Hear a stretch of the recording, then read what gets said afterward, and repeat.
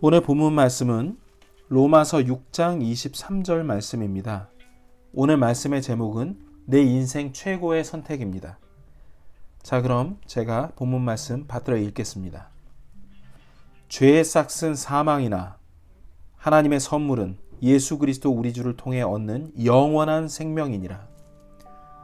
우리가 너무 쉽게 훌쩍 스쳐 지나쳤던 이 유명한 본문 말씀 안에는 실로 엄청난 보물이 숨겨 있습니다. 약 3주간에 걸쳐 이 본문 말씀을 제가 인용하는 것은 이 말씀 안에 하나님의 우리를 향한 사랑과 쉽고 명백한 복음이 깊이 있게 담겨 있기 때문입니다. 극과 극처럼 들리는 이 말씀은 우리에게 이렇게 말합니다. 지옥 가기 원하느냐? 아니면 천국 가기 원하느냐? 이렇게 우리에게 묻고 있습니다. 더 쉽게 말해 너희는 원래 죽으면 지옥 가는 죄인들이야.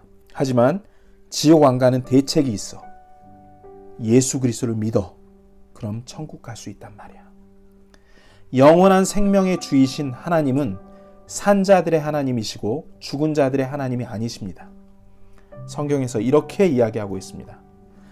천국에서 영원히 사는 것, 지극히 높으신 하나님이 나의 아버지 하나님이 되신 곳, 그것은 바로 천국입니다. 바로 이 천국의 삶을 이 구절을 통해 우리에게 제시하신 것입니다. 우리는 가끔 드라마를 볼 때마다 주인공 둘이 못다 이룬 사랑을 아쉬워하며 이런 대화를 나누는 장면을 보곤 합니다. 우리 사랑 이번 생은 틀렸어. 하지만 꼭 다음 생에 다시 만나 못다 이룬 사랑을 이루자. 이런 대사들이 있었어요. 매우 성경적인 말인 것 같습니다. 왜냐하면 그리스도인들에게는 다음 생이 기다리고 있기 때문입니다. 그것도 영원한 인생 말이죠. 영원한 삶입니다. 반대로 믿지 않는 자들에게는 다음 생이 없다는 말이기도 합니다. 선택지는 둘 중 하나밖에 없습니다. 죄의 싹슨 사망, 곧 죄인들은 지옥, 예수 그리스도 우리 주를 통해 얻는 영원한 생명, 곧 예수 그리스도를 믿으면 천국에 간다는 얘기입니다.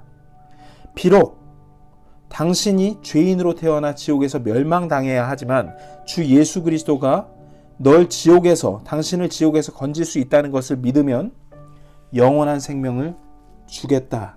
하나님께서 이렇게 말씀하십니다. 하나님께서 이미 우리에게 아주 쉽게 복음에 대해서 들려주셨습니다.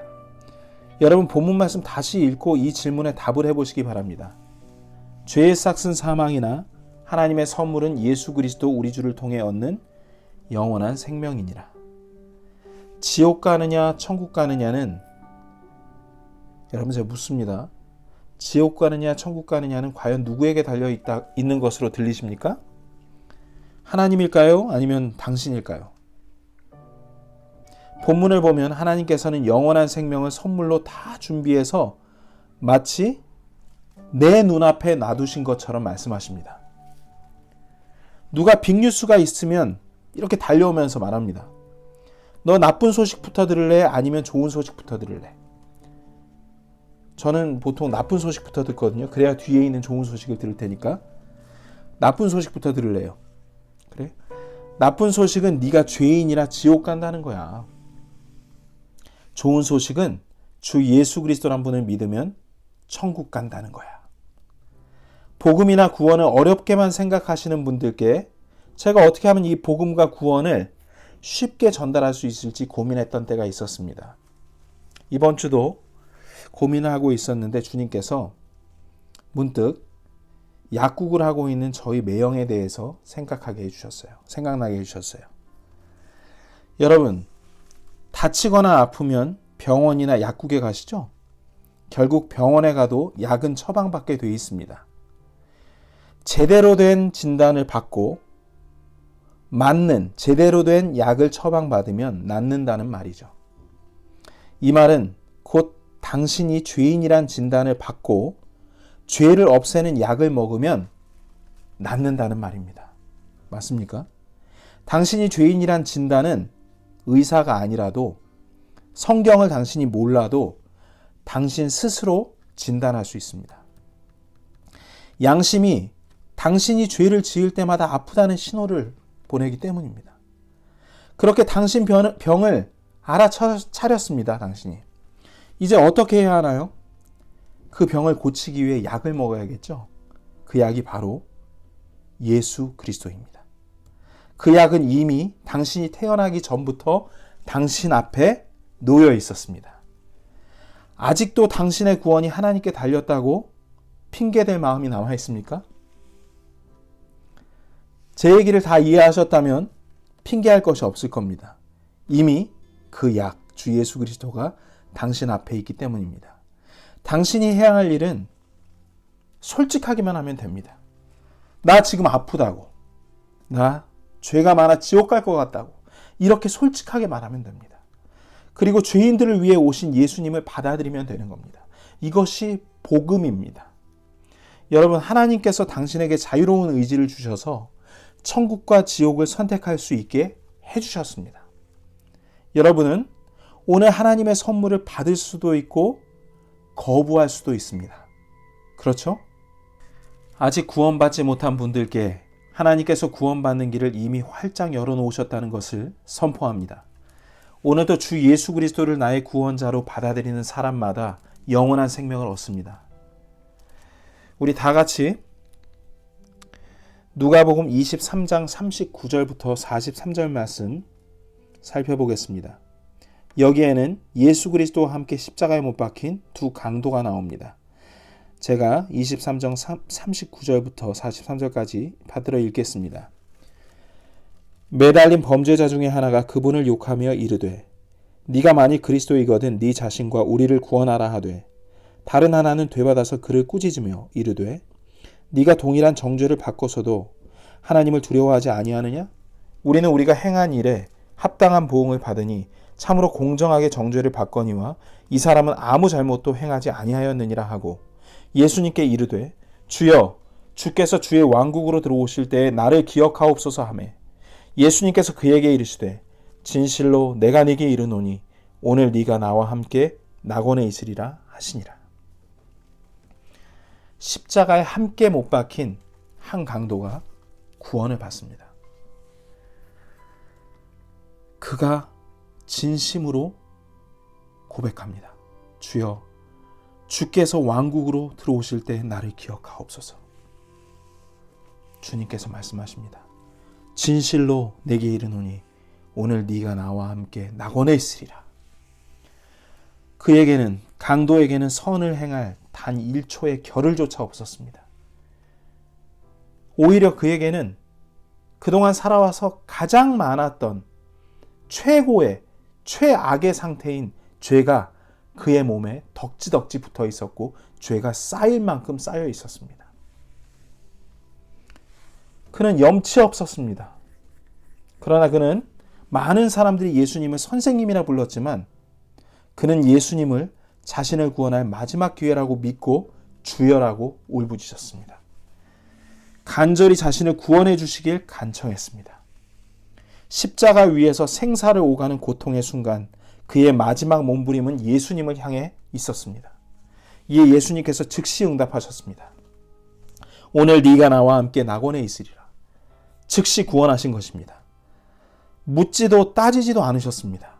어떤 죄를 지었는지 묻지 않으셨어요.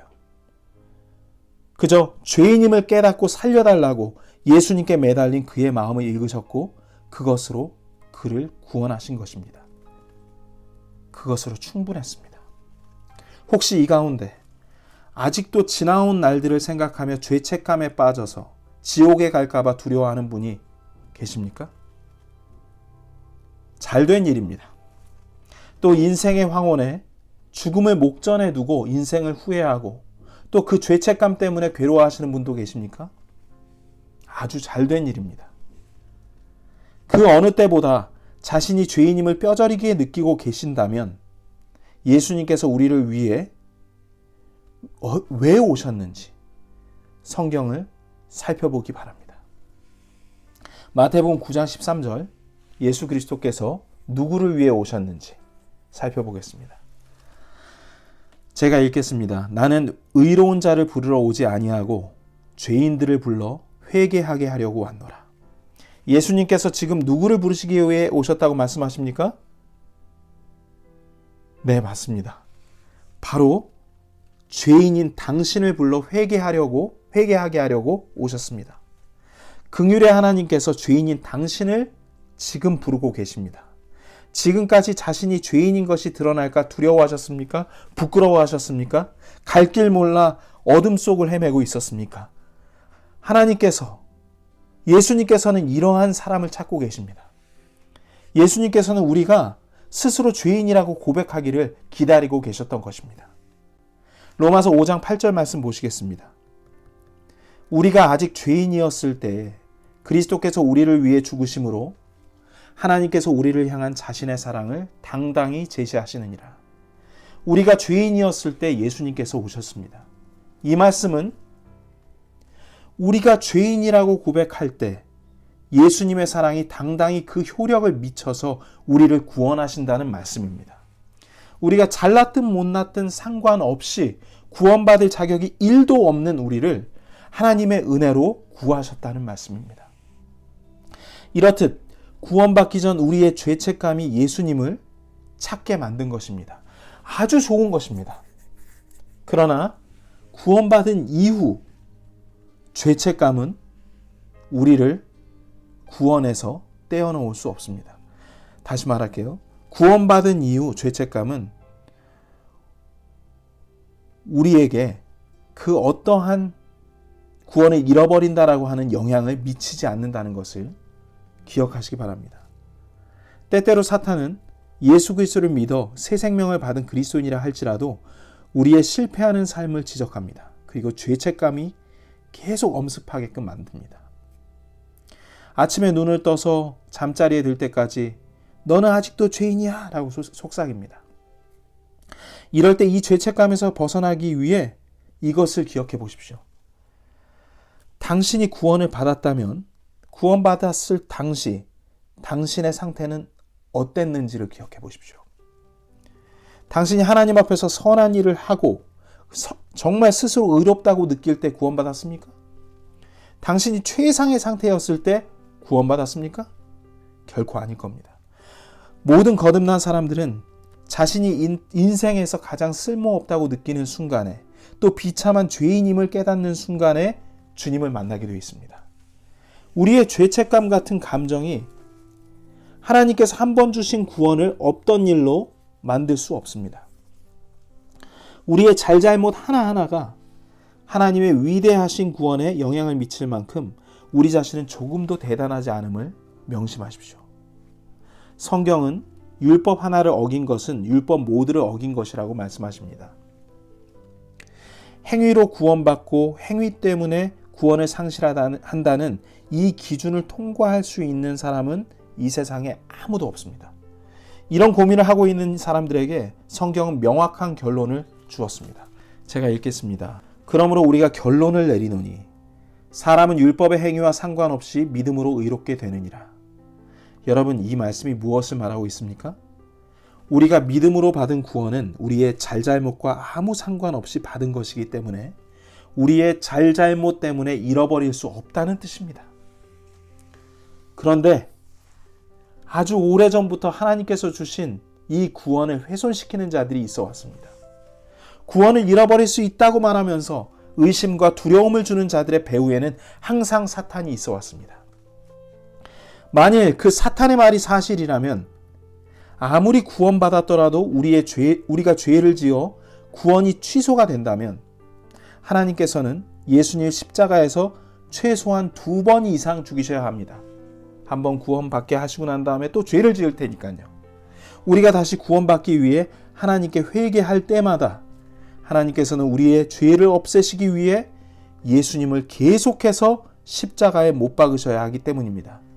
성경의 영원하고 완전한 구원은 그야말로 거짓말이 되고 마는 것입니다. 구원을 잃어버린다는 말은 말장난에 불과한 것입니다. 영원하고 완전한 구원을 약속하신 하나님의 면전에서 사탄에게 속아 구원은 불완전하다고 말하는 자들을 경계해야 합니다. 구원이 언제든 상황에 따라 변경 또는 취소될 수 있다면 하나님이신 예수님께서 죄 많은 육신의 모양으로 오셔서 우리 죄들로 인하여 십자가에 온갖 수모를 당하시다 우리 대신 처참하게 죽으신 것을 허사로 만드는 것이 아니고 무엇이겠습니까? 여러분, 우리에게 말씀이 있습니다. 하나님의 성품과 그분께서 베풀어 주신 구원을 온갖 억측과 넌센스로 뒤죽박죽 만들어버린 저 야비하고 강교한 거짓의 아비 마귀를 정면으로 대적할 길은 이 하나님의 말씀 외에는 없습니다. 성경을 읽으셔야 됩니다. 구원을 취소할 가능성을 조금이라도 열어둔 허술한 하나님을 우리가 사랑과 긍휼의 하나님이라 부를 수 있겠습니까? 마귀는 하나님의 거룩하신 이름을 무자비한 하나님으로 바꿔놨습니다. 오늘날 그 어느 날보다도 거짓 교사와 대언자들이 판을 치고 있습니다. 이리 때처럼 쏘다니며 순수하게 믿는 하나님의 자녀들의 인생을 두려움에 떨게 하고 있습니다.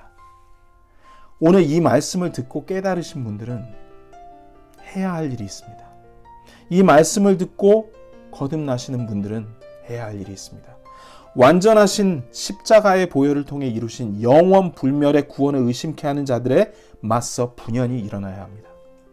이제 말씀을 맺을 겁니다. 여러분, 지금 마지막 순간 그 구원받은 십자가에 예수 그리스도와 함께 못 박혔던 한 강도처럼 천국과 지옥 사이에서 구원받고자 하는 분이 계십니까? 주 예수 그리스도 외에는 다른 구원자가 없습니다. 정말 없습니다. 오직 주 예수 그리스도 외에 다른 이름을 하나님께서 구원받을 이름으로 주신 적이 없습니다. 주 예수 그리스도께서 당신의 구원자가 되실 수 있도록 마음의 문을 여십시오. 지금 주 예수 그리스도를 구원자로 받아들이란 말입니다. 이 거짓된 세상에서 들은 그리고 배워온 하나님을 대적하는 모든 헛된 지식들을 버리고 오직 구원자 주 예수 그리스도를 붙잡으셔야 합니다. 예수님께서 즉시 구원하실 수 있습니다. 또한 그분께서 우리의 구원을 영원히 지키심을 믿으시기 바랍니다. 그 말씀을 찾아보겠습니다. 우리의 구원을 영원히 지키시는 우리 주님의 사랑스러운 말씀, 로마서 8장 33절과 34절 말씀입니다. 누가 하나님께서 선택하신 자들을 무슨 일로 고소하리요? 의롭다 하시는 분은 하나님이시니 누가 정죄하리요? 죽으신 분은 그리스도시요 참으로 일어나신 분도 그리스도시니 그분께서는 바로 하나님의 오른편에 계시며 또한 우리를 위해 중보하시느니라. 여러분, 이 장면을 떠올려 보십시오. 어떤 법정 드라마 같은 장면이 연상되지 않습니까? 하나님께서 판사 되시고 예수 그리스도께서 변호사가 되시며 그리고 그 피고로 우리가 죄인으로 나와 있습니다. 그리고 우리를 지옥에 보내라고 마귀가 검사 역할을 하고 있는 장면입니다. 제 계속 죄를 지어요. 그러니 쟤는 천국에 갈 자격이 없어요. 주님, 저를 지옥에 보내세요. 저 죄인을 지옥에 보내라고 얘기를 하고 있습니다. 그때 예수 그리스도께서 하나님 오른편에서 이렇게 말씀하고 계십니다. 내가 저 죄인을 위해서 죽었습니다. 주님, 하나님. 제가 저 죄인을 위해서 죽었고 저 죄인을 위해서 부활했습니다. 제가 대신하였으니 그에게 죄를 돌리지 마십시오. 하나님께서 그러십니다. 정죄하지 않으시겠다고. 그 누구도 예수 그리스도께서 변호하시는데 누구도 고소할 수가 없다는 것입니다. 하나님께서 예수 그리스도의 그러한 변호하심을 듣고 우리에게 말씀하십니다. 의롭다. 바로 이 말씀이 그것을 담고 있습니다. 우리가 한 건 아무것도 없습니다. 34절 말씀 읽겠습니다. 누가 정죄하리요? 죽으신 분은 그리스도시요 참으로 일어나신 분도 그리스도이시니 그분께서는 바로 하나님의 오른편에 계시며 또한 우리를 위해 중보, 변호하시느니라. 하나님과 우리 사이에서 우리를 화해케 하시며 우리의 죄를 가리우시고 변호하시고 지금도 하나님 오른편에서 우리를 위해 변호자로 계십니다. 이렇듯 하나님의 선하심과 긍휼하심은 언제나 복음을 통해 우리의 마음을 감동시켜 주셨습니다. 두 팔 벌려 죄인들을 환영하시고 우리를 변호하시는 저 넓은 예수 그리스도의 품에 지금 안기시길 기도하겠습니다.